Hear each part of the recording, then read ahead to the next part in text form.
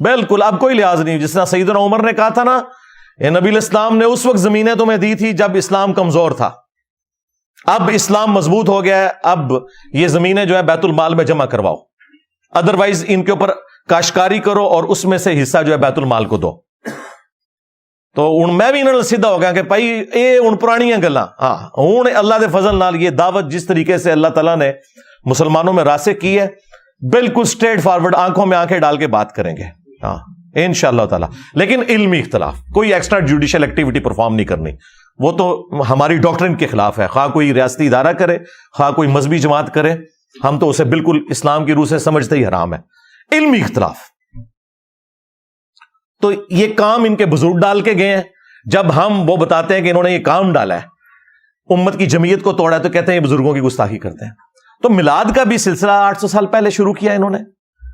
بھائی اس سے پہلے لوگ میلاد کس طرح مناتے تھے؟ وہ صحیح مسلم میں حدیث ہے 2750 انٹرنیشنل نمبرنگ کے مطابق, نبی صلی اللہ علیہ وآلہ وسلم پیر کا روزہ رکھا کرتے تھے. پوچھا کہ آپ کیوں رکھتے ہیں؟ تو فرمایا فیہ ولدت وفیہ انزل علیہ, اس دن میں پیدا ہوا اور اسی دن مجھ پر پہلی دفعہ وحی نازل ہوئی. تو نبی صلی اللہ علیہ وآلہ وسلم جشن قرآن اور جشن ولادت مصطفیٰ صلی اللہ علیہ وآلہ وسلم ہر سال نہیں, ہر مہینے نہیں, ہر ہفتے منایا کرتے تھے پیر کا روزہ رکھ کے. اور انہوں نے لنگر چک کے رکھا ہوتا ہے. نبی علیہ السلام روزہ رکھتے تھے, اے لنگر نو دب کے رکھتے ہیں. ہاں باپا جانی نے وہ 12 ربیع الاول کا روزہ شروع کروایا, الیاس قادری صاحب نے. وہ بھی 12 ربیع الاول کا روزہ نہیں ہونا چاہیے, منڈے کا روزہ.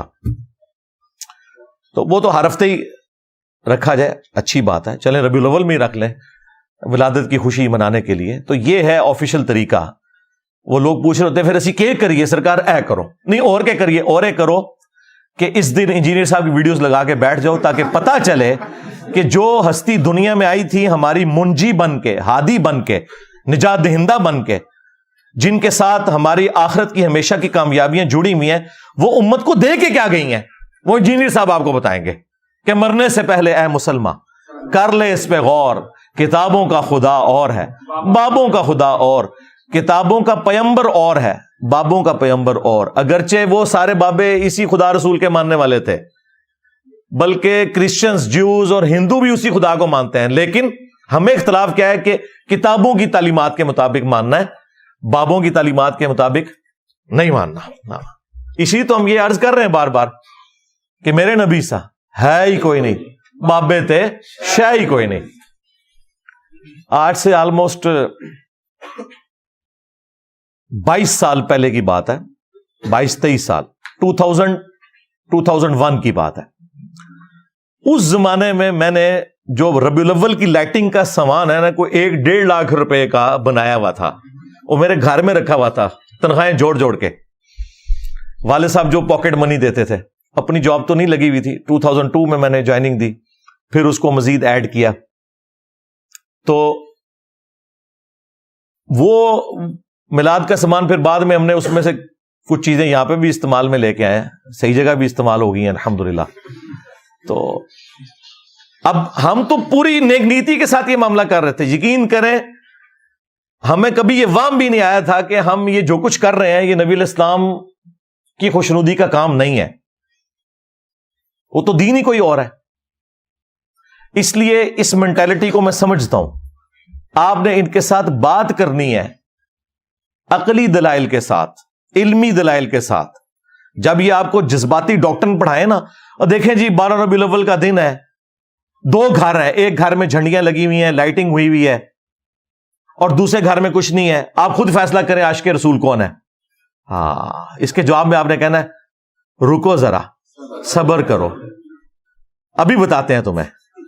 کہ اس سے بھی پہلے 10 محرم کا دن آیا تھا, 2 گھر تھے, ایک گھر کے اندر آہو بکا ہو رہی تھی, مجلس تھی, دوسرے گھر میں کچھ بھی نہیں تھا.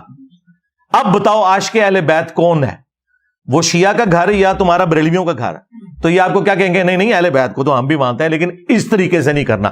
تو سرکار ہے تو میلاد بھی اس طریقے سے نہیں کرنا. آئے نا داڑھ تھلے, ہاں اے میری داڑھ تھلے ہی آ سکتے ہو. کیوں؟